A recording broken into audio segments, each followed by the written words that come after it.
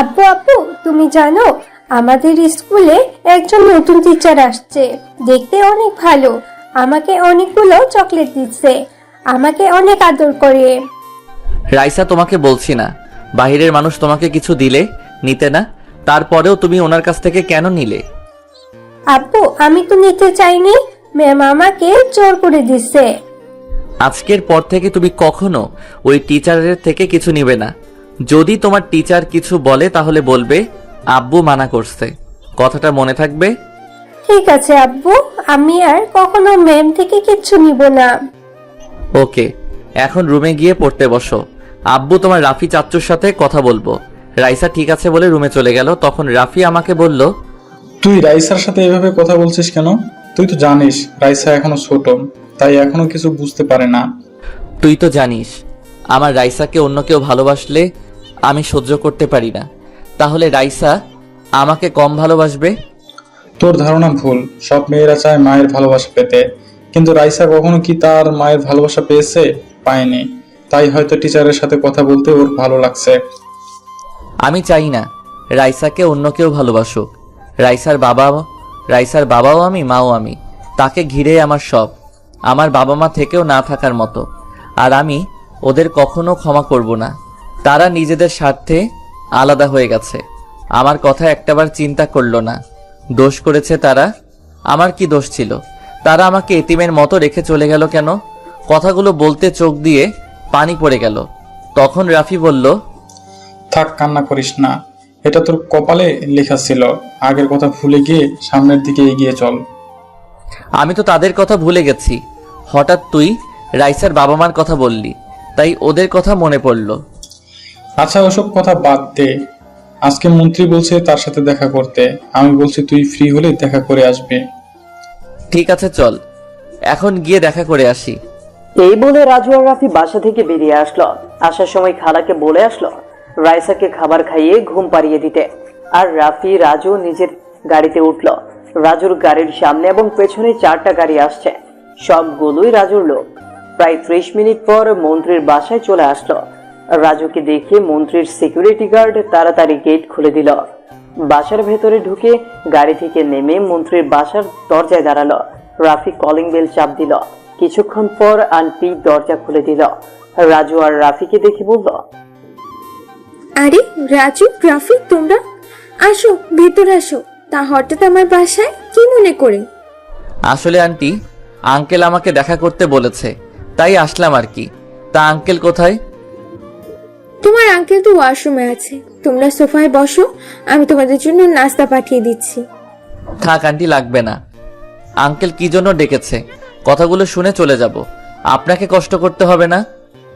তুমি একটু বেশি কথা বলো, আমি তোমার কোনো কথা শুনতে চাই না। আজকে রাতের খাবার খেয়ে তারপর বাসায় যাবে। এই বলে মন্ত্রীর বউ চলে গেল। আসলে মন্ত্রীর বউ অনেক ভালো একজন মানুষ, কিন্তু মন্ত্রী এতটা ভালো না। এই কারণে মন্ত্রীর বউয়ের সাথে ভালোভাবেই কথা বলে রাজু। আর মন্ত্রীর বউ রাজুর জীবনের কাহিনী সব জানে। কিছুক্ষণ পর দেখে মন্ত্রী সাহেব উপর থেকে নিচে নেমে আসলো। রাজুকে দেখে বলল, আরে রাজু, তুমি কখন আসলে? আসার সময় কোনো অসুবিধা হয়নি তো? আমার কোনো অসুবিধা হয়নি। কেন ডেকেছেন আগে সেটা বলেন। আমার হাতে সময় নেই, একটা কাজে যেতে হবে।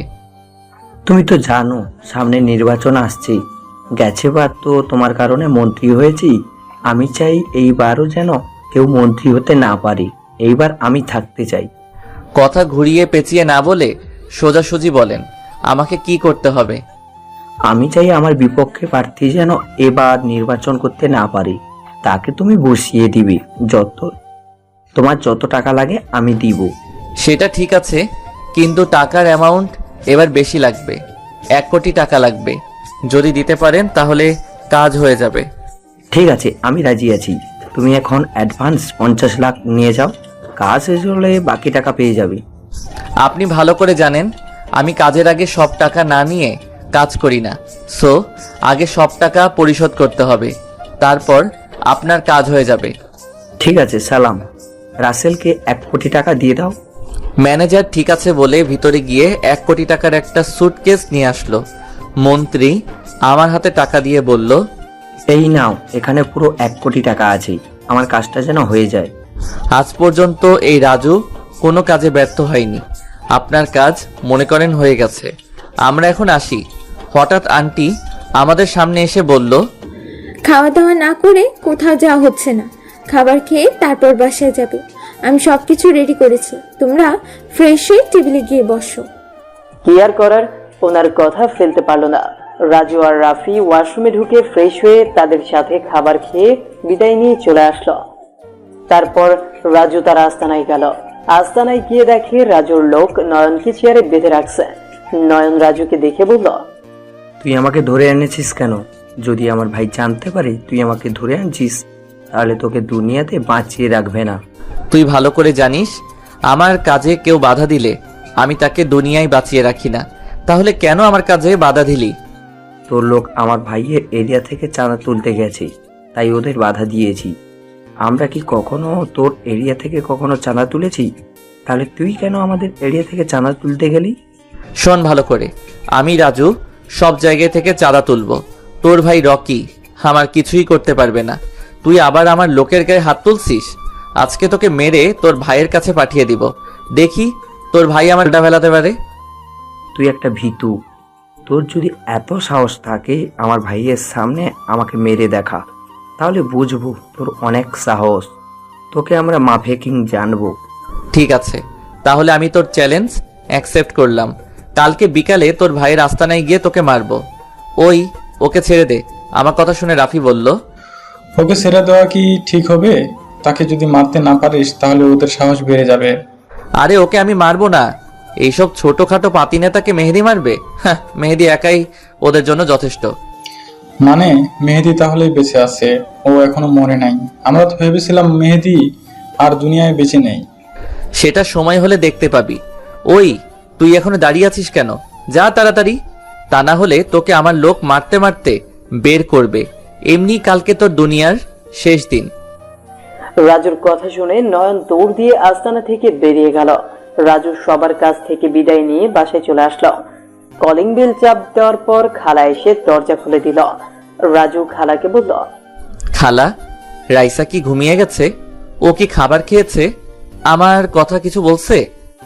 হালকা খাবার খেয়েছে, তোমার কথা জিজ্ঞেস করছে। আমি বলেছি তোমার আব্বু একটু কাজে বাইরে গেছে, তুমি ঘুমিয়ে পড়ো, তোমার আব্বু কিছুক্ষণ পর চলে আসবে। তারপর অনেক কষ্টে ঘুম পাড়িয়ে দিছি। ও ঠিক আছে, আমি রুমে গেলাম। খাবার খাবো না, মন্ত্রীর বাসা থেকে খেয়ে আসছি। তুমি খাবার খেয়েছো? তুমি তো জানো তুমি না আসা পর্যন্ত আমি খাবার খাই না। খালা, তোমার এই জিনিসটা আমার ভালো লাগে না। খালি খালি আমার জন্য না খেয়ে বসে থাকো কেন? আমার কোনো ছেলে মেয়ে নেই, তোমাকে আমি নিজের ছেলের মতো দেখি, তাই তোমাকে ছাড়া খাবার খেতে পারি না। তুমি আমাকে রাস্তা থেকে তুলে এনে ঠাই দিছো, তোমাকে ছাড়া খাবার খাবো কেমন করে? খালা, আপনি আমার কেউ না, তারপরেও আপনি আমাকে নিজের ছেলের মতো দেখেন। তাহলে আমার আপন বাবা মা আমার সাথে এরকম করলো কেন, সেটা কি তুমি বলতে পারবে খালা? থাক বাবা, হয়তো তোমার কপালে লেখা ছিল। তুমি ওসব নিয়ে চিন্তা করো না, তুমি রুমে গিয়ে ফ্রেশ হয়ে শুয়ে পড়ো, আমি খাবার খেয়ে রুমে যাব। ঠিক আছে বলে নিজের রুমে চলে আসলো। রুমে এসে দেখে রাইসা কোলবালিশ জড়িয়ে ধরে ঘুমিয়ে আছে। মেয়েটার চেহারার দিকে তাকালে কেমন যেন খারাপ লাগে। ওর বাবা মা যদি বেঁচে থাকতো তাহলে মেয়েটা বাবা মা ছাড়া হতো না। আমারই ভুল ছিল রাইসার সাথে ওইভাবে কথা বলা। সব মেয়েরা চায় তার বাবা মা তাকে আদর করুক, কোলে বসিয়ে খাবার খাইয়ে দিবে, কপালে চুমু দিয়ে স্কুলে পাঠাবে। তাহলে রাইসার ব্যাপারে আপনাদের সংক্ষিপ্তভাবে ঘটনা খুলে বলি। রাজু একদিন একটা কাজ শেষ করে বাসায় যাচ্ছিল। হঠাৎ রাস্তার পাশে দেখে একটা মেয়ে বসে বসে কান্না করছে। তখন রাজু গাড়ি থামিয়ে ওর কাছে গেল। তখন রাজু ওকে বলল, কি হয়েছে মামনি, তুমি এত রাতে এখানে বসে বসে কান্না করছো কেন? তোমার আব্বু আম্মু কোথায়? ওরা আমার আব্বু আম্মুকে মেরে ফেলেছে। ওই জঙ্গলে আমার আব্বু আম্মু পড়ে আছে। আপনি আমার আম্মু আব্বুকে বাঁচান, আমি আম্মু আব্বুকে ছাড়া থাকতে পারবো না। রাজু মেয়েটার কথা শুনে জঙ্গলের ভেতরে গেল। ভেতরে ঢুকে দেখে মেয়েটা ঠিক কথা বলছে। দুজন ছুরি দিয়ে আঘাত করে মেরে ফেলছে। রাজু তাদের নাকের ডগায় হাত নিয়ে দেখে তারা আর বেঁচে নেই। তারপর রাফি এবং রাজুর কিছু লোককে ফোন দিয়ে আসতে বলল। তারা 10 মিনিটের মধ্যেই চলে এসেছে। পরে রাইসার আব্বু আম্মুকে একটা কবরস্থানের সামনে একটা হুজুরকে খবর দিয়ে এনে তাদের জানাজা দিয়ে দাফন সম্পূর্ণ করলো। তারপর রাজু রাইসাকে রাজুর বাসায় নিয়ে আসে। রাইসা ঠিক হতে প্রায় 3 মাস সময় লেগে গেছে। রাজু সবসময় রাইসার পাশে ছিল, তাকে বলছে এখন রাজুই তার সব। আজকে থেকে রাজু তার বাবা মা। এরপর একটা কেজি স্কুলে ভর্তি করিয়ে দিল। রাজুর লোক তাকে প্রতিদিন নিয়ে যায় এবং নিয়ে আসে। এই ছিল রাইসার কাহিনী। এবার বর্তমানে ফেরা যাক। রাজু তাদের এখনো পরিচয় দিয়ে নেই, অনেক কথা বলে ফেলছে। রাজু সবাই মাফিয়া কিং নামে চেনে, আর কিছু জানা লাগবে না। গল্পের সাথে থাকুন, সব জানতে পারবেন। রাজু আর কোনো কিছু না ভেবে ঘুমিয়ে পড়ল। রাইসার কপালে একটা চুমু দিল, তারপর রাইসাকে জড়িয়ে ধরে শুয়ে পড়ল। পরের দিন সকালে রাইসা রাজুকে ডাকতে লাগলো। রাজু ঘুম ঘুম চোখে বলল, কি হয়েছে মামনি, এত সকাল সকাল ডাকছো কেন? আব্বু আর একটু ঘুমাবো। আব্বু আজকে তুমি আমাকে স্কুলে দিয়ে আসো। অনেকদিন হয়েছে তুমি আমাকে স্কুলে দিয়ে আসো না। মামনি আজকে আমার শরীরটা ভালো লাগছে না, আরেকদিন তোমাকে নিয়ে যাব। আজকে তুমি ওদের সাথে যাও। না, আজকে তুমি আমাকে স্কুলে দিয়ে আসবে। আমি তোমার লোকের সাথে যাব না। তুমি যদি আমাকে না নিয়ে যাও তাহলে আমি স্কুলে যাব না। কি আর করার। রাইসার জোড়াজড়িতে শোয়া থেকে উঠে রাইসাকে বললাম, ঠিক আছে মামনি, তুমি রেডি হয়ে নিচে গিয়ে নাস্তার টেবিলে আব্বুর জন্য অপেক্ষা করো। আব্বু ফ্রেশ হয়ে আসছি। ঠিক আছে আব্বু, তুমি আমার লক্ষ্মী আব্বু, তুমি আমার বেস্ট আব্বু। উম্মুয়া। রাইসা রাজুর কপালে একটা চুমু দিয়ে রেডি হতে লাগলো। রাজু দাঁড়িয়ে না থেকে ওয়াশরুমে ঢুকে ফ্রেশ হয়ে আসলো। রাইসা রেডি হয়ে নিচে চলে গেল। রাজু একটা জামা গায়ে দিয়ে নিচে চলে আসলো। চোখে এখনো অনেক ঘুম রাজুর। রাতে দেরি করে ঘুমাইছে তো। রাজু নিচে এসে রাইসার পাশে একটা চেয়ার টেনে বসলো। রাইসাকে নিজের হাতে নাস্তা খাইয়ে দিতে লাগলো। সাথে রাজুও খাচ্ছে। বাপ মেয়ে নাস্তা করে বাসা থেকে বেরিয়ে গাড়ি নিয়ে রাইসার স্কুলে যেতে লাগলো। রাইসা প্রথম শ্রেণীতে পড়ে। তার সামনে পিছে ওর লোক গাড়ি নিয়ে আসছে। কিছুক্ষণ পর রাইসার স্কুলের সামনে চলে আসলো রাজু। রাইসা গাড়ি থেকে নামার পর হঠাৎ একটা মেয়ে রাজুর সামনে আসলো। আমি মেয়েটাকে দেখে পুরো অবাক হয়ে গেলাম। ও এখানে কেমন করে? ওর তো বাসা দিনাজপুরে, তার মানে এখানে শিক্ষকতা করতে আসছে। কিন্তু ওদের তো কোনো কিছুর কমতি নেই, তাহলে এখানে কেন আসলো? আগের থেকে অনেক সুন্দর লাগছে তাকে। হঠাৎ রাইসার ডাকে ধ্যান ভাঙলো। রাইসা বলল, আব্বু তুমি কোথায় হারিয়ে গেলে? তোমাকে সেই কখন থেকে ডাকছি। উনি হচ্ছে আমাদের নতুন টিচার। তোমাকে ওনার কথা গতকাল বলেছি। কেমন আছো রাসেল? তোমাকে অনেক বছর পর দেখছি। তোমার মেয়েটা কিন্তু অনেক লক্ষ্মী। পায়েলের কথা শুনে আমি বললাম, আলহামদুলিল্লাহ, আমি ভালো আছি। তা বড়লোক বাবার একমাত্র মেয়ে হঠাৎ কেজি স্কুলে চাকরি করতে আসলেন কেন? আপনাদের তো টাকা পয়সার অভাব নেই। পায়েল আমার কথা শুনে বলল, আসলে আমি এখানে চাকরি করতে আসি নাই। আমার এক বান্ধবী এই স্কুলে চাকরি করে। তার মা অনেক অসুস্থ, তাই ওর হয়ে আমি এখানে আসি। সীমার বান্ধবীর নাম। আম্মু ভালো হয়ে গেলে আমি বাসায় ফিরে যাব। তা তুমি এখন কি করো? তোমার স্ত্রী কেমন আছে? আমার কাজ হচ্ছে খারাপ মানুষের ক্ষতি করা। তুমি হয়তো বাংলাদেশের একজন মাফিয়ার নাম শুনেছ। সেই মাফিয়া কিং আমি রাজু। আর আমার সাথে যাদের দেখছো ওরা সবাই আমার লোক। তুমি তো এরকম কখনো ছিলে না, হঠাৎ তুমি এই পথে গেলে কেন? তুমি তো অনেক ভালো একজন ছেলে ছিলে, সবাই তোমার অনেক সুনাম করত। সেটা অনেক কাহিনী, তাই আমি কাউকে বলতে চাই না। আর তুমি বলছো না আমার স্ত্রী কেমন আছে? আমি এখনো বিয়ে করি নাই, আর করার কোনো ইচ্ছে নাই। তা এখন কি তোমার সেই অহংকার আছে? সবার সাথে কি বাবার ক্ষমতা দেখাও? আমি এখন বাবার ক্ষমতা দেখাই না। আমি অনেক আগের থেকেই ভালো হয়ে গেছি। আমি নিজের ভুল বুঝতে পেরেছি। আচ্ছা, রাইসা তাহলে কোথা থেকে আসলো? আর ও তোমাকে বাবা বলে ডাকে কেন? আসলে রাইসার আব্বু আম্মু কারা যেন মেরে ফেলেছে। এরপর রাইসাকে আমার বাসায় নিয়ে আসি। রাইসা আমাকে বাবা বলে ডাকে। আমি রাইসাকে নিয়ে সারা জীবন কাটিয়ে দিতে চাই। তুমি যে কাজ করতে আসো এই কাজে বেঁচে থাকার গ্যারান্টি নেই। তোমাকে যদি সন্ত্রাসরা মেরে ফেলে তাহলে তো রাইসা পুরো একা হয়ে যাবে। তুমি এই কাজটা ছেড়ে দাও। তোমাকে আমি বলি নাই আমাকে জ্ঞান দিতে? আমাকে কেউ কিছু করতে পারবে না একমাত্র আল্লাহ ছাড়া। তুমি রাইসাকে নিয়ে ভিতরে যাও, আমার একটা কাজ আছে, সেখানে যেতে হবে। আমি কাজটা শেষ করে রাইসাকে নিয়ে যাব। এই কথা বলে রাজুর লোকগুলোকে নিয়ে নিজের কাজে যেতে লাগলো। মোবাইল বের করে মেহেদিকে ফোন দিল রাজু। মেহেদি ফোন রিসিভ করার পর বলল, কিরে, কি অবস্থা তোর? হঠাৎ ফোন দিলি যে, কোনো কাজ আছে নাকি?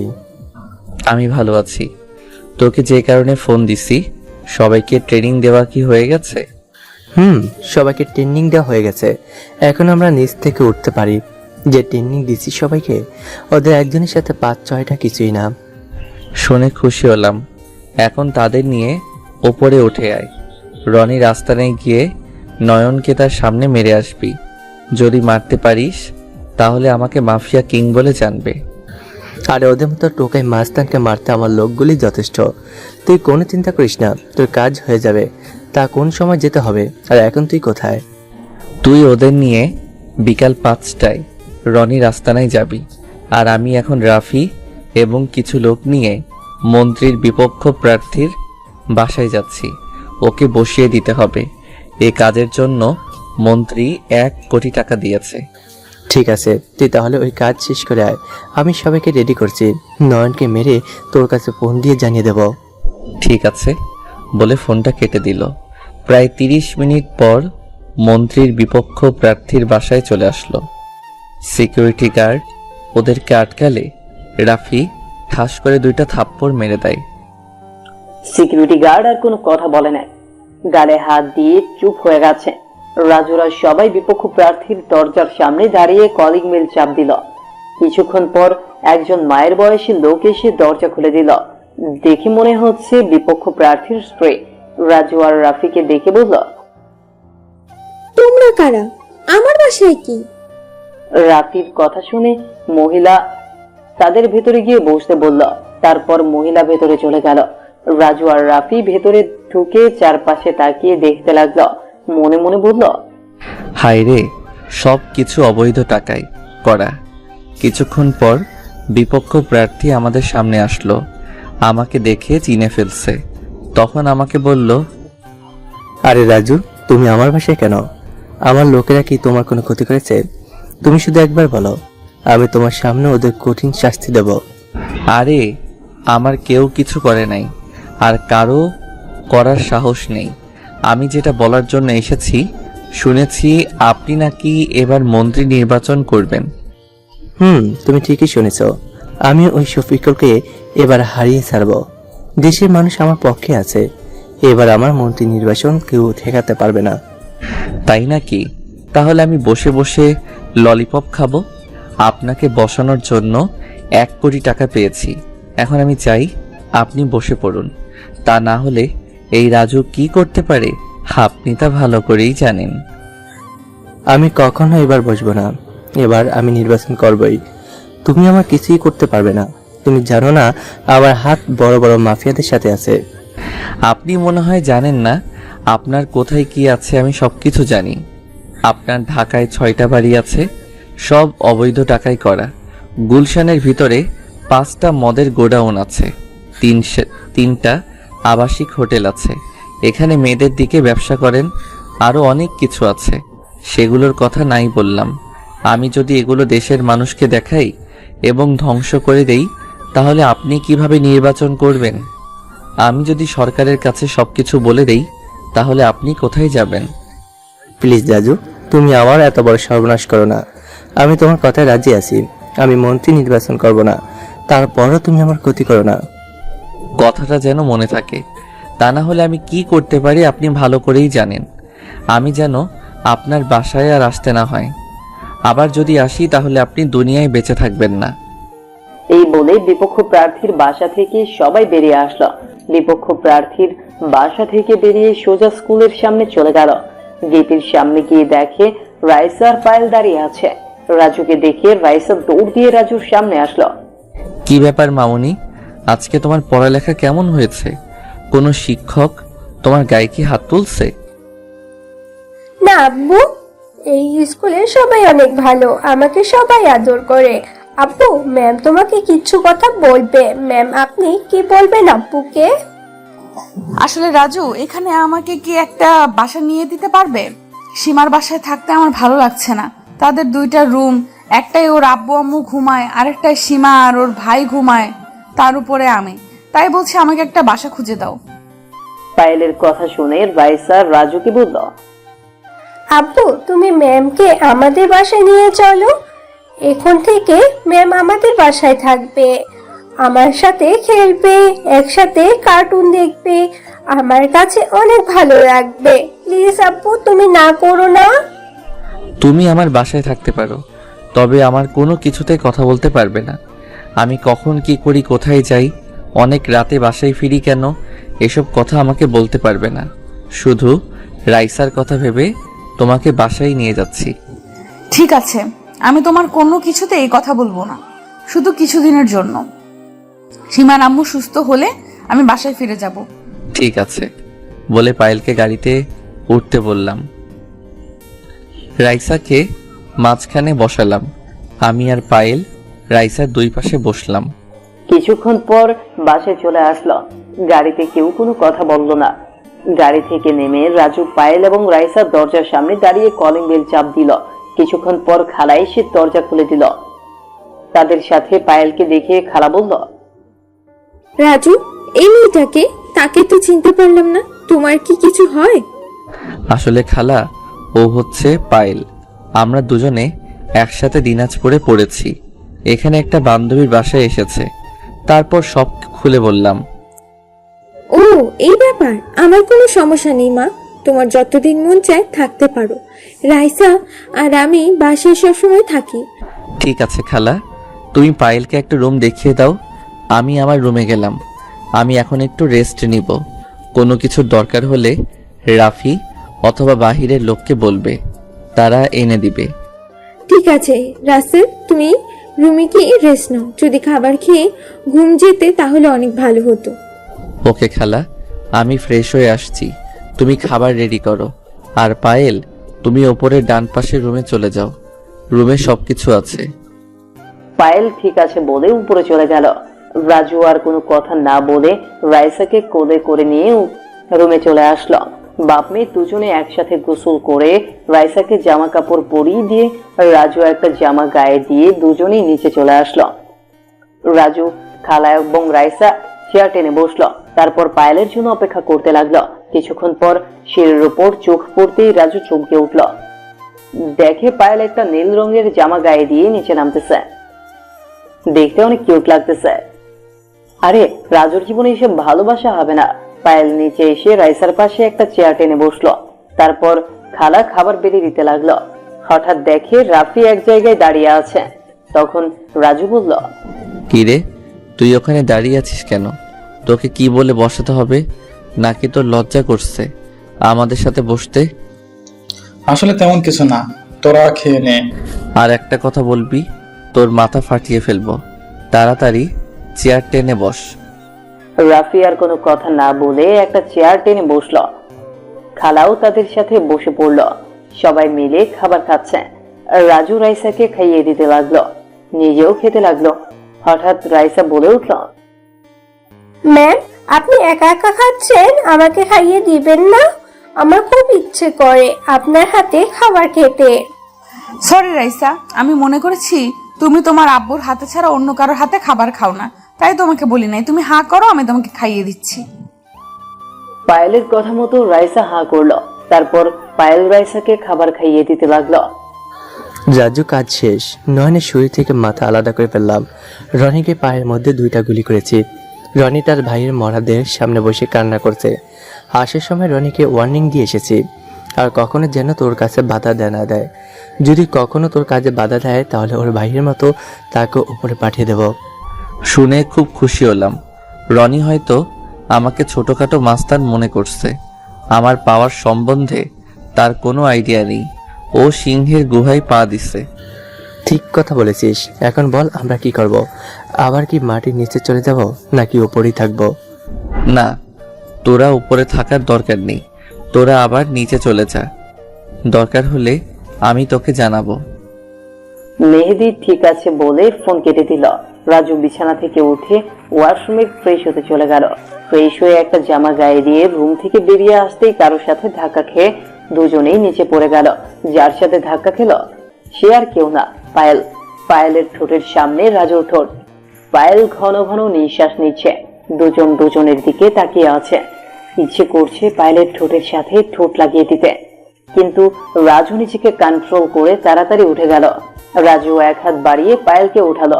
তখন পায়েল বলল, সরি, আমি তোমাকে দেখতে পাইনি, তুমি এখনো ঘুমিয়ে আছো, তাই তোমাকে রুমে ডাকতে ঢুকেছিলাম। হঠাৎ তুমিও রুম থেকে বেরিয়ে আসলে। সমস্যা নেই, আমি কিছু মনে করি নাই। আর রাইসা কোথায়?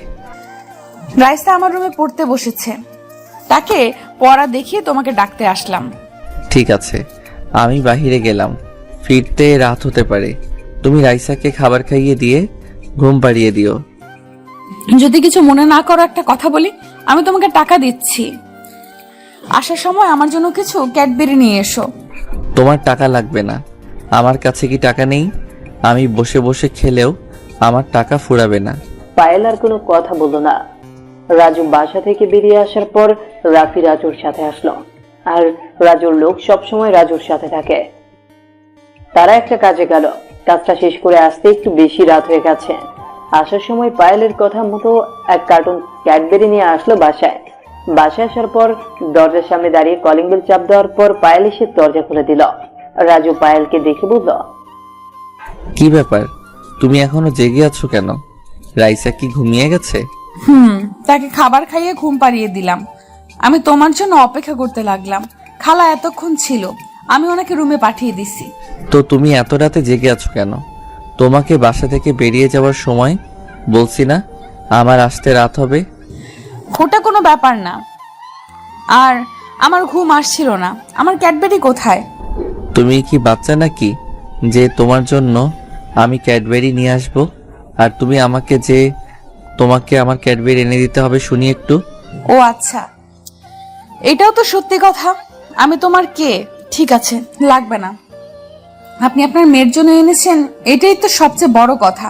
আমার জন্য আনতে হবে এমন তো কোনো কথা নেই। পায়েল কিছুটা অভিমানী করে কথাটা বলে সেখান থেকে চলে গেল। আর এদিকে রাজু মুচকি হাসছে। রাজু তারপর পায়েলের সঙ্গে যেতে শুরু করলো। আর পায়েলের হাতে ক্যাডবেরি দেওয়ার পরে রাজু তার রুমে এসে ঘুমিয়ে গেল। আর হঠাৎ করেই মাঝরাতে রাজুর মোবাইলটা বেজে উঠলো। আর রাজু ফোন হাতে নিয়ে দেখতে পারলো মেহেদি তাকে কল দিয়েছে। আর মেহেদি কল দিয়ে বলতে লাগলো, রাজু, জানি না কে বা কারা লোকজন নিয়ে আমাদের গোডাউনে অ্যাটাক করেছে, আমাদের সব কিছু পুড়িয়ে ফেলেছে। আমরা আগুন নিবানোর চেষ্টা করছি, তুই তাড়াতাড়ি আয়। রাজু কথাটা শুনে তাড়াতাড়ি করে উঠে গেল। আর তাড়াতাড়ি করে বাসা থেকে বেরিয়ে তার গাড়িতে করে সোজা চলে আসলো সেই গোডাউনের কাছে। গোডাউনের কাছে আসার পরে ফায়ার সার্ভিস এবং তার কিছু লোকজন আগুন নিভানোর চেষ্টা করছে। গোডাউনের মধ্যে প্রায় তার কোটি টাকার সম্পদ ছিল, আর এগুলো কিভাবে নষ্ট হয়ে যাচ্ছে রাজু দেখেই অনেক বেশি কষ্ট লাগছে। আর হঠাৎ করেই রাজুর মোবাইলটা বেজে উঠলো। আর মোবাইলটা বেজে ওঠার পরেই তখন উপাস থেকে কেউ একজন বলতে লাগলো, আমি তোকে বলেছিলাম না যে তুই আমার কোনো কিছুই করতে পারবি না, আর উল্টো এখন তোরই ক্ষতি হয়ে গেল। দেখতে পারলি আমার সঙ্গে লাগলে তোর কি অবস্থা হতে পারে? এটা তো শুধুমাত্র ট্রায়াল দেখানো হলো। যদি এর চেয়েও বেশি কিছু করার চেষ্টা করিস তাহলে পরবর্তীতে আমি কি করতে পারি সেটা তো তুই ভালো করেই জানিস। এখন তো বুঝতে পারলি আমি কে। তুই আমাকে বসার জন্য বলিস, তোর সাহস কত বড়! রফিক চৌধুরী, তুই আমার গোডাউনের মধ্যে হাত দিয়ে অনেক বড় ক্ষতি করে ফেলেছিস। কে গোডাউনে আগুন লাগার আগেও ছেলে তুই এই অন্যের শত্রু, কিন্তু এখন তুই আমার শত্রু হয়ে গেলি। তুই 3 ঘন্টা থাক, তোর এর চেয়ে বেশি কিছু হবে। আমার তো শুধুমাত্র সামান্য ক্ষতি হয়েছে, তবে এই সামান্য ক্ষতিটাই আমার কাছে অনেক বেশি কিছু। তুই আমার জায়গায় হাত দিয়েছিস, ক্ষতি কতটা হয়েছে সেটা বড় কথা নয়। আমার জায়গায় হাত দিয়ে সাহস দেখিয়েছিস, আর এই জন্য তোকে অনেক বড় মাসুল দেওয়া লাগতে পারে। রেডি থাক। তুই আমার কোনো কিছু করতে পারবি না। আমার সঙ্গে বড় বড় মাফিয়ারা রয়েছে, আর ওই মাফিয়াদের সূত্র হলো একমাত্র তুই। তার জন্য আমি ওদের সঙ্গে হাত মিলিয়েছি। তোর তো শুধু এখন পতন হতে থাকবে। আর তুই নিজে থেকে একদিন আমার পায়ের কাছে এসে বলবি যে আমাকে ক্ষমা করে দেওয়ার জন্য আমি আপনার হয়ে কাজ করতে চাই। তুই নিজে থেকে একদিন এই কথা বলবি। তোর আন্ডারওয়ার্ল্ডে আর থাকা হবে না, বুঝতে পারলি? এই আন্ডারওয়ার্ল্ড শুধুমাত্রই রাজুর ছাড়া এই আন্ডারওয়ার্ল্ড অন্য কারো হতে পারে না, বুঝতে পারছিস? আমি যেদিন থেকে থাকবো না সেদিন এই আন্ডারওয়ার্ল্ড থাকবে না। এই আন্ডারওয়ার্ল্ড শুধুমাত্র আমার ব্যক্তিগত সম্পদ। তবে একটা কথা বলে রাখি, এরপরে আর আমার সঙ্গে লাগতে আসিস না। যদি আরেকবার লাগতে আসিস তাহলে কিন্তু তুই নিজে বরবাদ হয়ে যাবি। যেভাবে আছিস ঠিক সেভাবেই থাক। এত উপরে ওঠার চেষ্টা করিস না, আমাদের হাতে অনেক উপরে। এই বলে রফিক চৌধুরী কল কেটে দিল। আর রফিক চৌধুরী কল কেটে দেওয়ার পরে রাজু ভাবতে লাগলো কিভাবে কি হয়ে গেল। রফিক চৌধুরীর এত বড় সাহস হয়ে গেছে, সে কিনা গোডাউনের মধ্যে আগুন লাগিয়ে দিয়েছে তার লোকজনের মাধ্যমে। কিন্তু রাজু কেন যেন এটা বিশ্বাস করতে কষ্ট হচ্ছে। আর তখনই রাফি আর মেহেদি দুজনেই চলে আসলো। আর রাফি মেহেদি দুজনে আসার পর ওখান থেকে তখন রাফি বলতে লাগলো, আমার তো সত্যি ভাবতে কষ্ট হচ্ছে, সেটা হলো রফিক চৌধুরীর মতো লোক তোর গোডাউনের মধ্যে আগুন লাগিয়ে দিয়েছেন। ও কি করে জানতে পারলো তোর এখানে গোডাউন আছে? এসব কথা তোর জানার কোনো কথা নয়। আমি নিজেও বুঝতে পারছি না ও এত কম সময়ের মধ্যে আমার ব্যাপারে এত খোঁজ খবর কিভাবে নিল। সে তো আমার এসব সম্পর্কে, ব্যবসা সম্পর্কে তার কোনো আইডিয়া নেই। ও শুধু জানে আমি আন্ডারওয়ার্ল্ডের মাফিয়া কিং, আমার কোনো জায়গায় ব্যবসা রয়েছে। এটা তো ওর জানার কোনো কথা নয়, এটা শুধুমাত্র কয়েকজন জানে। তাহলে কি সেই কয়েকজন মিলে আমার সঙ্গে এটা করেছে? আমার তো মনে হচ্ছে আমাদের মধ্যে থেকে কেউ খবরটা লিক করে দিয়েছে রফিক চৌধুরীকে, আর তারপর রফিক চৌধুরী এটা সুযোগ নিয়ে এইসব কাজ করেছে। এখানে প্রায় কোটি টাকার মালামাল নষ্ট হয়ে গেছে। আমার মালামাল নষ্ট হয়েছে সেটা কোনো কথা নয়। মানুষ প্রায় 10 জনের মতো মারা গেছে। এই 10 জনের পরিবারকে আমি কি জবাব দিয়ে দিব? ওদের পরিবার, ওদের ফ্যামিলি যখন আমাকে প্রশ্ন করবে কেন লোকগুলো মারা গেল, কেন তাদের আপনজন মারা গেল, তখন আমি তাদেরকে কি উত্তর দিব? তখন আমার কি কোনো উত্তর দেওয়ার মতো কোনো কিছু থাকবে? সকালবেলা দেখবি সবাই চলে আসে। সবাই আসার পরে যখন জিজ্ঞেস করবে তখন আমি গিয়ে বলবো, এটা ভাবতেই তো আমার গা শিউরে উঠছে। থাক, এত টেনশন করার কোনো কিছুই নেই। কপালে যেটা আছে সেটা হয়ে গেছে। এখন খুঁজে বের করতে হবে কে বা কারা কার সাহায্যে নিয়ে এইসব কাজ করেছে। ওই রফিক চৌধুরীকে আমরা দেখে নেব। ওই রফিক চৌধুরী কিভাবে নির্বাচনে পাশ করে সেটাই এখন দেখার পালা। এইভাবেই সারা রাত পার হয়ে যায়। আর সকালবেলা রাজু তাড়াতাড়ি করে তার লোকজন নিয়ে মন্ত্রীর বাসায় চলে আসলো। মন্ত্রীর বাসায় আসার পরে দেখতে পারলো মন্ত্রী হয়তো কোথাও বের হচ্ছিল। আর তখন রাজুকে দেখে বলতে লাগলো, রাজু, আমি তোমার ব্যাপারটা শুনেছি, টিভিতেও দেখলাম। তোমার সঙ্গে এই বিষয় নিয়ে আমি এসে কথা বলবো। আমি আপাতত একটা জায়গায় যাচ্ছি, সম্মেলনে। তুমি চাইলে আমার সঙ্গে যেতে পারো। আপনার সঙ্গে এখন সম্মেলনে যাবার মতো পরিস্থিতিতে আমি নেই। আপনি সম্মেলনে পরও যেতে পারবেন। আগে আমার কথাটা শুনেন। আমার গোডাউন ফুরিয়েছে, সেটার ক্ষতিপূরণ নিতে আমি আপনার কাছে আসিনি। এখানে কার হাত রয়েছে সেটা আপনার কাছে জানতে এসেছি। আপনি নিশ্চয়ই জানেন। পাগল হয়ে গেছো? তোমার গোডাউনে কারা আগুন লাগিয়েছে সেটার খবর আমি কি করে জানবো? আমি তো আমার কাজ নিয়েই ব্যস্ত থাকি। ওঠো, আমার কাজ তোমাকে দিয়ে করাই, কারণ তুমি ছাড়া আমার কাজগুলো কেউ করে দিতে পারবে না। আমি কোনো কিছু ভাবতে পারছি না। আমি দুজনের মধ্যে খবর চাই কে বা কারা আমার গোডাউনের মধ্যে আগুন লাগিয়েছে। আমার মনে হয় এগুলো আপনি বের করতে পারবেন। আমি চাইলেই বের করতে পারি, কিন্তু আমি বের করব না। আপনি নিজে এগুলো থেকে বের করবেন। ঠিক আছে, তুমি চিন্তা করো না, আমি আমার লোকজনকে বলছি, ওরা সমস্ত কিছু তোমার কাছে খবর দিয়ে দেবে। আপাতত আমি সম্মেলনে যাচ্ছি, তুমি আমার সঙ্গে চলো।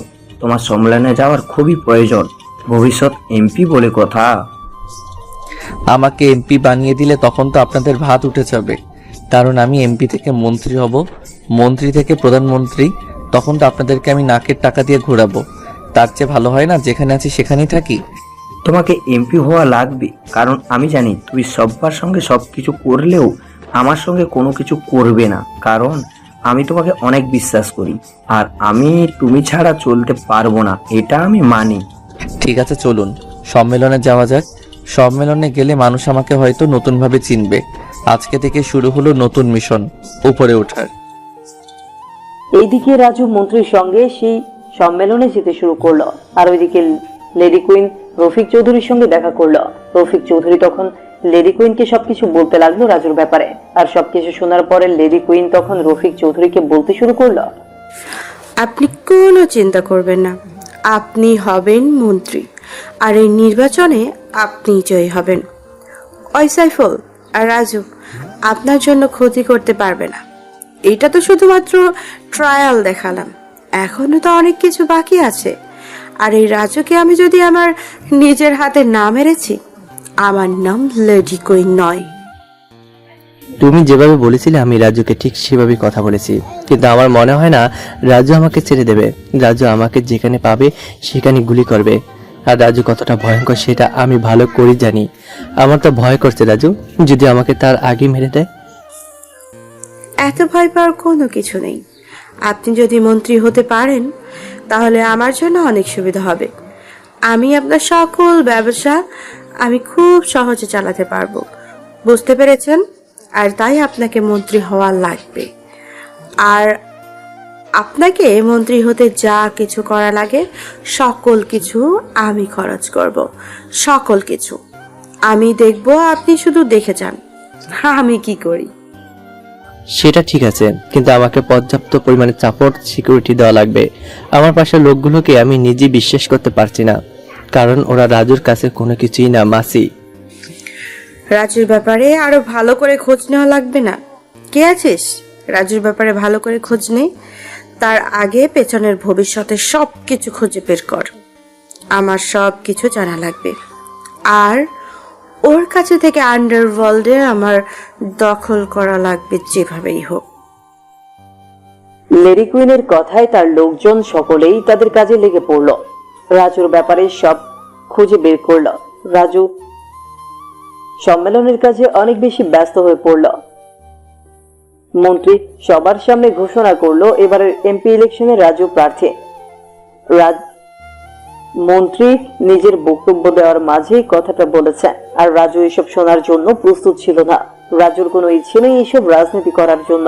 আর এদিকে লেডি কুইন তার লোকজন দিয়ে রাজুর ব্যাপারে সবকিছু খুঁজে বের করলো। আর রাজুর ব্যাপারে সবকিছু খুঁজে বের করার পরে তখন লেডি কুইনের লোকরা বলতে লাগলো, বস, আমার কাছে খবর এসেছে রাজু তার মেয়ে এবং আরেকটা মেয়ে নিয়ে তাদের বাসায় থাকে। তবে ওর বাসা অনেক সিকিউরিটি গার্ড, ওখানে প্রবেশ করা অসম্ভব। আমাদের যা কিছু করা লাগবে বাইরে থেকে করতে হবে। ওর মেয়েটা ওর নিজের নয়, ওই মেয়েটা রাস্তা থেকে পেয়েছিল। কে যেন তার মা বাবাকে খুন করে দিয়ে যায়। আর রাজু তখন ছোটবেলা থেকেই তাকে লালন পালন করতে শুরু করে। এখন রাজু তার নিজের মেয়ের মতোই তাকে ভালোবাসে। কখন এমনটা মনে হয় না যে তার নিজের মেয়ে নয়। রাজু তাকে নিজের মেয়ের মতোই মনে করে। আর তার মেয়েকে এখন পায়েল নামে একটা মেয়ে এসেছে, আর রাজুর মেয়ে ওর নতুন মেয়েটা তার মায়ের মতোই ভালোবাসে। আমার মনে হয় পায়েল এবং রাজুর মধ্যে ভালোবাসার সম্পর্ক রয়েছে, আর ওরা কিছুদিন পরে হয়তো বিয়েও করতে পারে। আর ওদের রান্নাবান্না করার জন্য তার সম্পর্কের খালা রয়েছে। গুড, আমি তো এগুলোই চেয়েছিলাম জানার জন্য। এগুলো জানতে পেরে আমার অনেক উপকার হলো। এখন কোনোভাবে যদি একবার রাজুর মেয়ে এবং তার ভালোবাসার মানুষ পায়েলকে তুলে আনতে পারা যায়, তাহলে রাজুর সব কিছু আমার কাছে চলে আসবে। কিন্তু এটা অনেক বেশি রিস্ক হতে পারে। বস, এটা আসলে অনেক বেশি রিস্ক হয়ে যাবে, কারণ রাজুর লোকজন স্যার মতো ওদের পাশে থাকে। তবে বোঝা যায় না যে ওদের কেউ সিকিউরিটি দিয়ে রাখছে। আমি গোপন সংবাদের মাধ্যমে এগুলো জানতে পেরেছি। যা করা লাগবে সবকিছু সামনাসামনি থেকে করতে হবে, যেন রাজুর লোকজন কোনো দেশে বসে থাকতে না পারে, আর ওরা যেন কোনো কিছু করতে না পারে। হ্যাঁ, আমি খুব ভালো করে বুঝতে পারছি।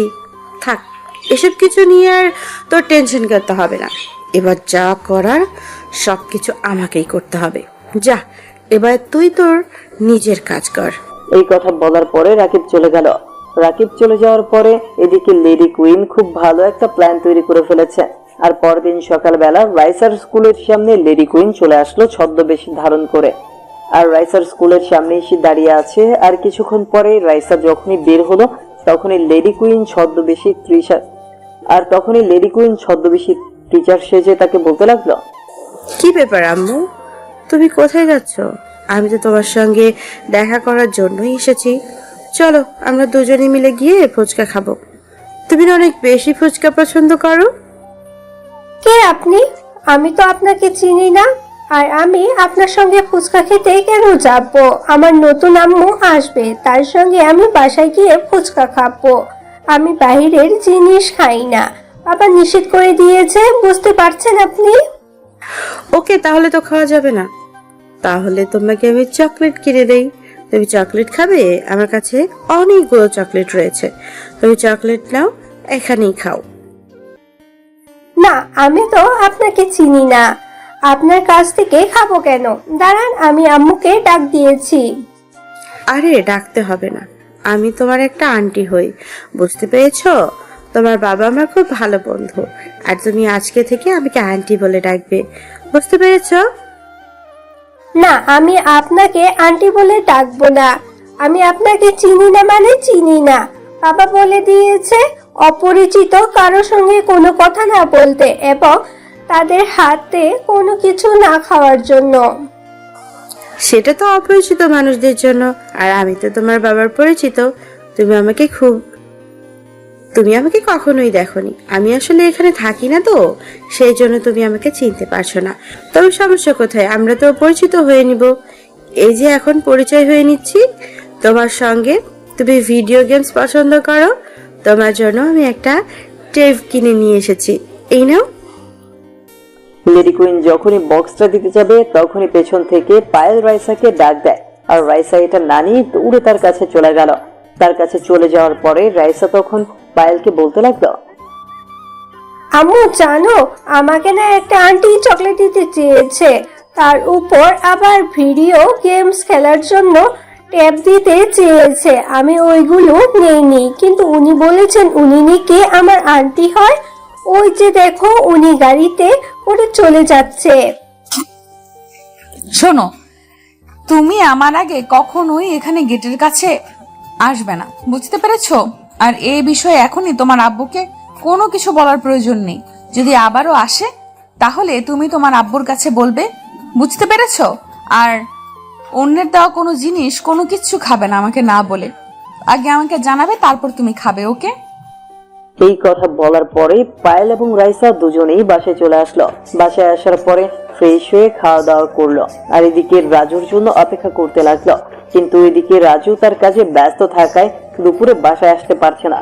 আর এদিকে পায়েল তাকে বারবার কল দিয়েই যাচ্ছে, আর পায়েলের কলটা রিসিভ করলো। আর কলটা রিসিভ করার পরে পায়েল তখন রাজুকে বলতে লাগলো, কি ব্যাপার, তুমি কোথায় আছো? তাড়াতাড়ি করে বাসায় আসো, আমরা দুইজনেই খাবার খাওয়ার জন্য একসঙ্গে বসে আছি। তখন আসবে? আর কখন আসবে আমরা খাবো?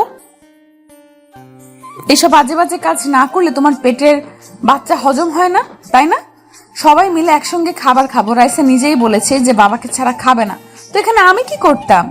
প্লিজ, আমি এখন অনেক ব্যস্ত আছি, তাই এখন আমি বাসায় এসে খাবার খেতে পারবো না। তুমি রাইসাকে নিয়ে খাবার খেয়ে নাও, বুঝতে পেরেছো?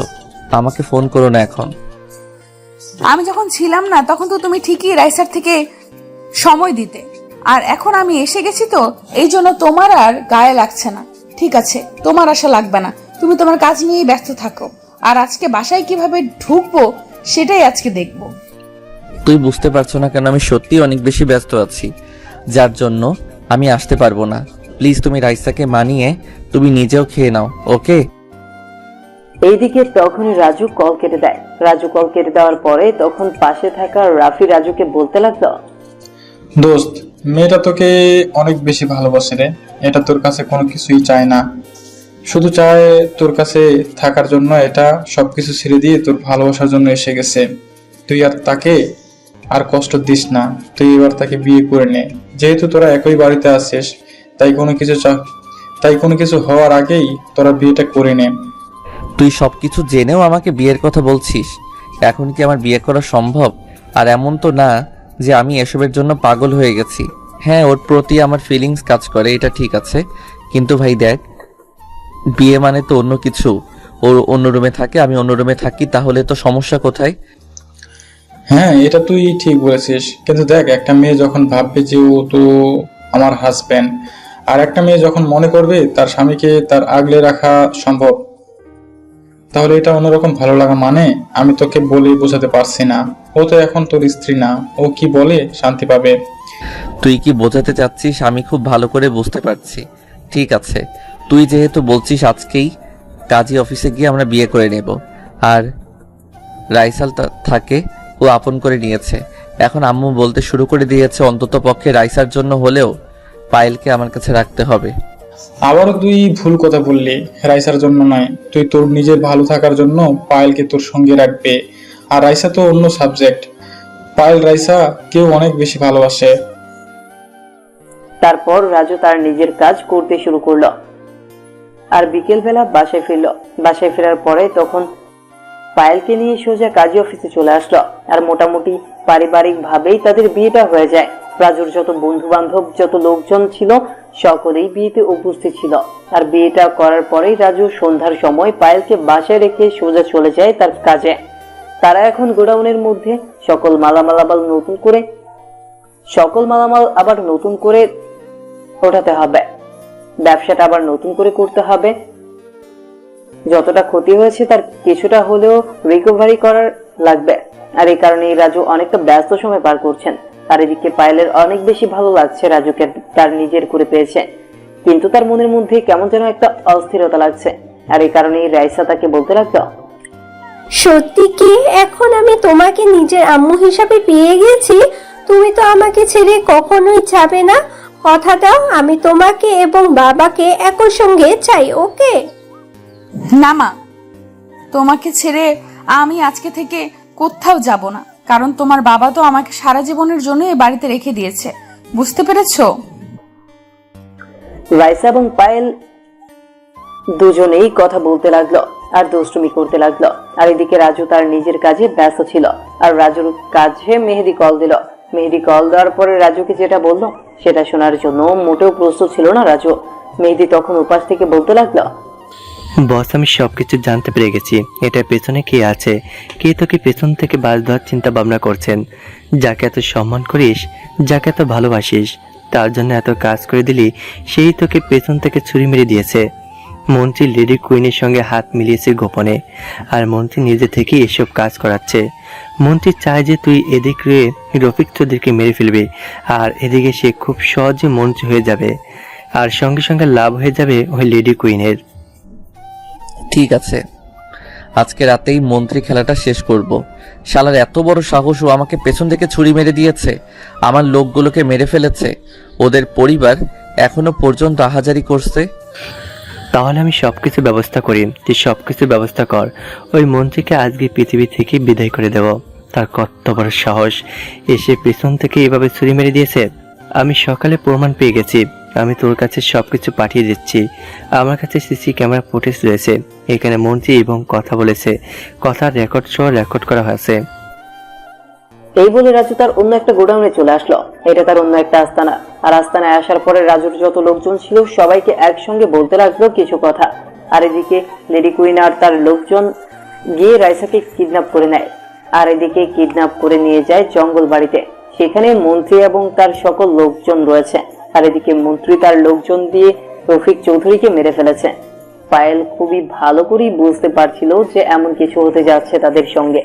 আর পায়েল তখন ওদেরকে বলতে লাগলো, তোরা রাজুর যে পরিমাণ ক্ষতি করেছিস তার জন্য তো রাজু তোদেরকে একমাত্র মৃত্যুই দিতে পারে, কিন্তু আমাদের দুজনকে তুলে এনে অনেক বড় ভুল করে ফেলেছিস।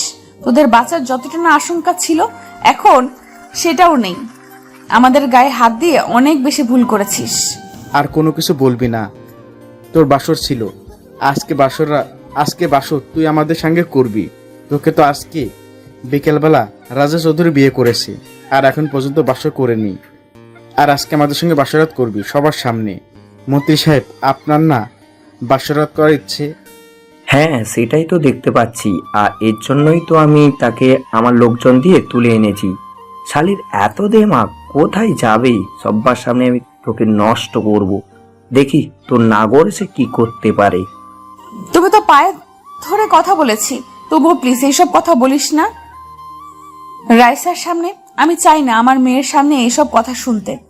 তো শুধু অপেক্ষা করতে থাক, রাজু আসবে, রাজু ভয়ঙ্কর ভাবে আসবে। আমিও তো এটাই চাই রাজু আসুক এখানে। রাজু আসলেই তো আসল খেলাটা হবে, না হলে তো খেলাটা একদমই জমবে না। এদিকে মন্ত্রী রাজুর নাম্বারে কল দিল, কিন্তু রাজু ফোনটা রিসিভ করলো না। সে ওইদিকে তার লোকজনের সঙ্গে কথা বলছিল, আর তখন লেডি কুইন তার নাম্বার থেকে রাজুর নাম্বারে কল দেয়, আর রাজু তখন কলটা রিসিভ করলো। রাজু কল রিসিভ করার পর উপাস থেকে লেডি কুইন রাজুকে বলতে লাগলো, কি ব্যাপার রাজু চৌধুরী, আপনি কেমন আছেন? আপনার তো মনে হয় এখন অনেক দুঃখ, তাই না? তা আমাকে নিয়ে কথা বলছিলেন নাকি? তোদের সব কিছু আমি মেনে নিয়েছি, কিন্তু আমার মেয়ে আর আমার স্ত্রীকে কেন কিডন্যাপ করে নিয়ে গেছিস? তোদের সব কিছু সমস্যা আমাকে নিয়ে আমার সঙ্গে যা করার করবি, তা আমার ফ্যামিলিকে কেন এখানে টেনে এনেছিস? ওরা তো তোকে কোনো ক্ষতি করেনি। ও তাই তো, তা তুই তো আমার বোনটাকে মেরে ফেললি। আমার বোন তো তোর কাছে বাঁচার জন্য চেয়েছিল, কিন্তু তুই তো বাঁচতে দিসনি, তুই তাকে নৃশংসভাবে হত্যা করেছিস। এইগুলো কি করে আমি ভুলে যাব? তোর বোন কথাটা খারাপ ছিল, সেটা এই বাংলাদেশের মানুষ জানে। একজনের ড্রাগসের বড় ডিলার ছিল, বুঝতে পারছিস? আর আমি যদি আগে জানতাম যে তুই আছিস, তাহলে তোকেও আমি ক্ষতি করে অনেক আগে মেরে ফেলতাম। আমি আমার নিজেকে তৈরি করার জন্য এতদিন বিদেশে ছিলাম, আর তোকে মারার জন্যই বাংলাদেশে এসেছি। তোকে মেরে আমি পুরো আন্ডারওয়ার্ল্ডের দায়িত্ব নেব।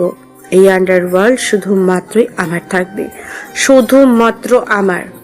এই স্বপ্ন দেখে থাকলে একদমই ভুলে যান, কারণ এই স্বপ্ন কোনোদিনই পূরণ হবে না। আর রাইসা আর পায়েলের যদি কোনো ক্ষতি হয়, তাহলে বুঝতে পারছিস আমি কি করতে পারি, আমি কতটা ভয়ঙ্কর। সেটা তুই না জানলেও তোর পার্টনারগুলো খুব ভালো করে জানে। রাজু তখন কল কেটে দিল। রাজু কল কেটে দেওয়ার পরে তার লোকজন নিয়ে সকলেই গাড়িতে উঠে পড়লো, আর গাড়িতে করে সোজা জঙ্গল বাড়ির দিকে রওনা হলো। রাজু 10 মিনিটের মধ্যেই জঙ্গল বাড়িতে পৌঁছে গেল তার সব কিছু নিয়ে। রাজু গাড়ি থেকে নেমে একটা ব্যাগ নিয়ে হাঁটতে শুরু করলো জঙ্গলের ভেতর দিয়ে, আর তখনই কয়েকটা ছেলে এসে রাজুকে নিয়ে গেল ভেতরে চোখ বেঁধে। রাজুকে নিয়ে যাওয়ার পরে রাজুর চোখের বাঁধন খুলে দেওয়া হলো।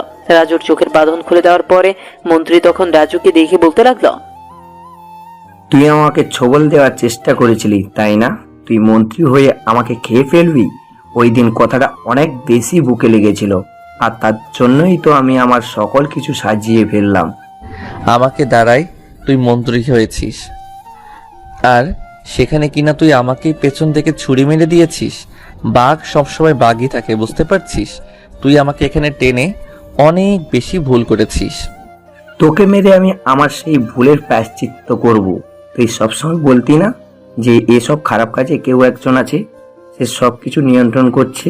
আসলে যত অপকর্ম হয় সবকিছু আমি করে থাকি পেছন থেকে, আর আমি লেডি কুইনকে তৈরি করেছি পুরো আন্ডারওয়ার্ল্ড চালানোর জন্য।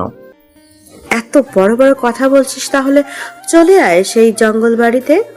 তোর জন্য আমরা সকলে মিলে অপেক্ষা করছি। তুই যদি না আসিস, তাহলে এদিকে আমার লোকজন তোর বউয়ের সাথে বাসর রাত সেরে ফেলবে। তা আবার তোর মেয়ের সামনে কতটা কতটা খারাপ লাগবে বলতো? সময় মাত্র 20 মিনিট। 20 মিনিটের মধ্যে সবকিছু নিয়ে জঙ্গল বাড়িতে চলে আয়। আর হ্যাঁ, হলেও তো একজন নিয়ে আসার চেষ্টা করবি, তা না হলে তো বুঝতেই পারছিস কি হতে পারে। তখনই সবাই মিলে রাজুকে মারতে আসলো, কিন্তু রাজু ওদেরকে মেরে মাটিতে শুইয়ে দিচ্ছে। ওরা রাজুর সঙ্গে কোনোভাবেই পারছে না। আর এটা দেখে লেডি কুইন তখন রাইসা আর পায়েলকে মারতে গেল। পায়েলকে ইচ্ছে মতো থাপ্পড় দিচ্ছে, আর শেষ পর্যন্ত রাজু তার নিজের মারামারি বন্ধ করে দেয় এটা দেখে। আর তখন রাজুকে বলতে লাগলো, তোদের যা কিছু প্রয়োজন সকল কিছু আমার সঙ্গে কর, আমাকে মেরে ফেল, তবুও আমার একটু দুঃখ থাকবে না। কিন্তু পায়েল আর রাইসার কোনো ক্ষতি করিস না, ওদের কোনো কিছু হয়ে গেলে আমি সইতে পারবো না। এই কথা বলার কি দরকার? কে আছিস, রাজুকে একটু আদর যত্ন করে দে। এতদিন পর আমার সঙ্গে দেখা করতে এসেছে, অথচ আদর যত্ন করবি না? এইটা হতে পারে না। এইটা তো আমি চাই তোর কষ্ট দেখতে, আমার অনেক বেশি ভাল লাগছে। কে আছিস, পায়েলকে বিছানায় নিয়ে যা, ওর সামনে সবকিছু শেষ করে দে। আর তখনই রাকিবের কথা শুনে পায়েলের হাতের বাঁধন খুলে দেওয়ার পরে পায়েলকে টানতে টানতে নিয়ে যায় সামনে থাকা চেয়ারের উপর, আর চেয়ারের উপর বসিয়ে দেওয়ার পরে তার উপর ঝাঁপিয়ে পড়ার চেষ্টা করছে। আর তখন রাজু সবকিছু বলল। প্লিজ থাম, আমি সবকিছু রাজি, তোদেরকে আমি সবকিছু লিখে দিতে রাজি আছি। কোথায় এই সাইন করতে হবে তাড়াতাড়ি দে, আমি সাইন করে দিচ্ছি। তবুও প্লিজ ওদেরকে ছেড়ে দে। এইভাবে তুমি তোমার সবকিছু নিজের হাতে নষ্ট করে দিও না। আমাদের কারণে তুমি কেন তোমার এত বছরের সাধনা নষ্ট করে ফেলবে? শুধু তুমি আমাদের চিন্তা করছো, একটাবার দেশের মানুষের কথা চিন্তা করছো না? ওরা যদি একবার ক্ষমতায় আসে তাহলে ওরা কি করতে পারে তুমি বুঝতে পারছো না? পুরো দেশটাকে তছনছ করে ফেলবে। আমার কাছে তোমরাই সবকিছু। তোমাকে আমি আমার নিজের জীবনের থেকেও অনেক বেশি ভালোবাসি, আর এ কারণে তোমাদের জন্য সবকিছুই করতে পারি আমি। রাজু যখনই সাইন করতে যাবে তখনই চারপাশ থেকে গোলাগুলির আওয়াজ ভেসে আসলো। রাজু সাইন না করে পাশে থাকা পিস্তল দিয়ে ওদেরকে গুলি করতে শুরু করলো। আর গুলি করতে করতে রাইসা এবং পায়েলের কাছে চলে আসলো। আর ওদের হাতের বাঁধন খুলে দেওয়ার পরে রাইসা এবং পায়েলকে পাঠিয়ে দিল বাইরে পাঠিয়ে দেওয়ার পরে রাজু তখন তার মেশিন গান দিয়ে ওদেরকে গুলি করতে লাগলো পাখিদের মতো ঝাঁকে ঝাঁকে ওদেরকে গুলি করছিল রাজুর লোকজন। আর ওরা এত তাড়াতাড়ি চলে আসবে কোনোভাবেই আন্দাজ করতে পারেনি। লেডি কুইন যখনই দেখতে পারলো তার সকল লোককে মেরে ফেলা হচ্ছে তখনই সে পালিয়ে যাওয়ার সিদ্ধান্ত নিল। পালিয়ে যাচ্ছিল আর তখন মেহেদি সেটা খুব ভালো করেই দেখতে পায়। রাজুর এদিকে গুলি করতে ব্যস্ত ছিল আর মেহেদি তখন রাজুকে ডাক দেয়। আর মেহেদি নিজেও লেডি কুইনকে একটা থাপ্পড় মারলো। আর থাপ্পড় মারার পরে বলতে লাগলো, তুই কি ভেবেছিস এভাবে পালিয়ে যাবি আমাদের হাত থেকে? কখনোই না, আমাদের হাত থেকে পালিয়ে যেতে পারবি না। তোকে ধরার জন্য এতদিন ধরে ওয়েট করছিলাম। মানুষে এত ক্ষতি করেছিস যে মানুষের অভিশাপে তুই আরো শেষ হয়ে যাবি। আমাকে ছেড়ে দে, তুই আমার হয়ে কাজ কর, তোকে অনেক টাকা দিব। রাজুকে মেরে ফেল আর তোকে আমি পুরো বাংলাদেশ দিয়ে দিব। আর আমি দুবাই থেকে সবকিছু নিয়ন্ত্রণ করব। তুই পুরো বাংলাদেশের দায়িত্ব পেয়ে যাবি। তুই কি ভাবছিস আমি এসব কিছুর জন্য তোকে ছেড়ে দেবো? কখনোই না। কারণ ও আমার শুধু বন্ধু না, ও আমার নিজের ভাই। ও আমাকে কোনো কিছুর অভাব দেয়নি। আর রাজুর সঙ্গে আমি বিশ্বাসঘাতকতা করবো এটা দিয়ে ভাবলে কি করে? আমি চাইলে পুরো বাংলাদেশের দায়িত্ব নিতে পারি রাজুর কাছ থেকে। রাজু অনেকবার আমাকে বলেছে, কিন্তু আমি নেইনি। এসব কিছু আমি চালাতে পারবো না। আমি যেভাবে আছি ঠিক সেভাবেই ভালো আছি। রাজু তখনই চলে আসলো। রাজু আসার পরেই লেডি কুইনকে ইচ্ছে মতো থাপ্পড় দিতে লাগলো। মারতে মারতে মুখ দিয়ে নাক দিয়ে রক্ত বের করে ফেলেছে রাজু। আর তখনই ওই দিক থেকে মন্ত্রী তখন রাজুর দিকে গুলি যখনই ধরতে যাবে তখনই রাজু তার পিস্তল দিয়ে মন্ত্রীকে গুলি করে দেয়। আর মন্ত্রীকে গুলি করে দেওয়ার পরে মন্ত্রী ছটফট করতে করতে কাটা মুরগির মতো মারা গেল। আর এদিকে লেডি কুইন অনেক বেশি ভয় পেয়ে গেল। আর তখনই রাজু বলতে লাগলো, তুই যে অন্যায় করেছিস, যার জন্য শুধুমাত্র শাস্তি হতে পারে মৃত্যু। দেশের মধ্যে ড্রাগসের পুরো বন্যা বইয়ে দিয়েছিলি। তো লোকজন ড্রাগসের দিকে এতটা আসক্ত হয়ে গিয়েছিল যে টাকা না পেয়ে নিজের মা বাবাকে খুন করা পর্যন্ত শান্ত হতো না। শুধুমাত্র এসব কিছু তোর কারণে হয়েছে। আমি জানি আমি অনেক বেশি ভুল করছি, অনেক অন্যায় করছি, অনেক পাপ করেছি। তবুও আমি তোর কাছে মাপ চাইছি। আমি এসব কিছু চাই না। তোর জিনিস তৈরি থাকবে, আমাকে মাফ করে দে। তোকে মাফ করব আমি? ঠিক এরকমটা মাফ হয়তো আমার লোকজন তোর কাছে চেয়েছিল, কিন্তু ওদেরকে তুই জীবিত পুড়িয়ে মেরেছিস। গোডাউনের মধ্যে আমার মেয়ে এবং আমার ভালোবাসার মানুষ, তারা তো কোনো অন্যায় করেনি, কিন্তু তুই ওদেরকে তুলে নিয়ে এসেছিস।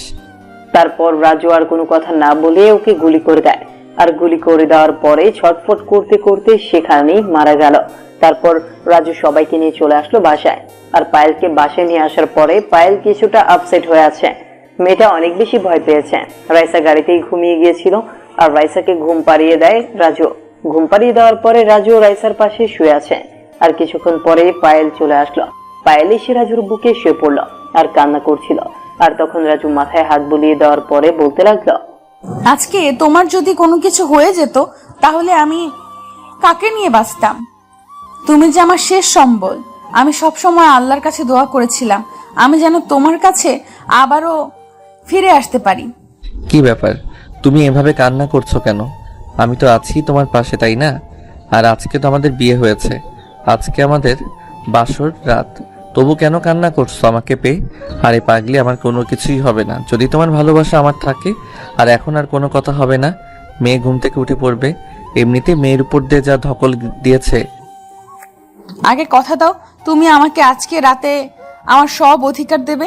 আমি তোমার অধিকার পাওয়ার জন্য অধীর আগ্রহে বসে আছি। আমি আর নিজেকে ধরে রাখতে পারছি না, প্লিজ। তাই নাকি ম্যাডাম? কিন্তু কিভাবে আদর করতে হয় সেটা তো আমি জানি না, আপনি কি আমাকে শিখিয়ে দেবেন? আপনি তো ম্যাডাম, তাই আপনি সবকিছু জানেন, আমি তো ছাত্র মানুষ। ও তাই নাকি?